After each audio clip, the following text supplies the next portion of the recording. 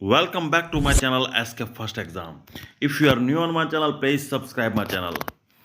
મિત્રો, ગુજરાત પોલીસ દળની વર્ગ 3 સંવર્ગની જગ્યાઓની જાહેરાત આવી ગઈ છે. મિત્રો, સીધી ભરતી જે થવા જઈ રહ્યા છે એની માટેની જાહેરાત આવી ચૂકી છે. તો જે લોકો પોલીસ માટે તૈયારી કરી રહ્યા છે તેમના માટે ખૂબ સારા સમાચાર છે કે કેટલી જગ્યા છે, બરાબર, ક્યાં તમે ફોર્મ ભરી શકશો તેની માહિતી આવી ચૂકી છે.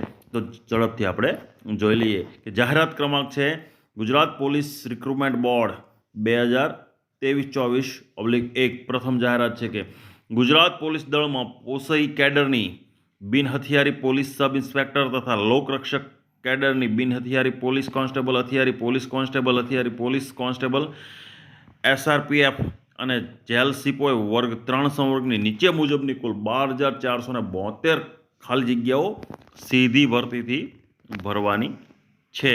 બરાબર, તો એની માટેની જાહેરાત પોલીસ ભરતી બોર્ડ દ્વારા ફક્ત ઓનલાઈન અરજીઓ મગાવવામાં આવેલ છે.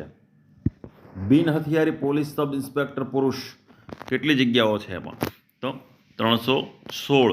બિન હથિયારી પોલીસ સબ ઇન્સ્પેક્ટર મહિલા 156. બિન હથિયારી પોલીસ કોન્સ્ટેબલ પુરુષ 4,422.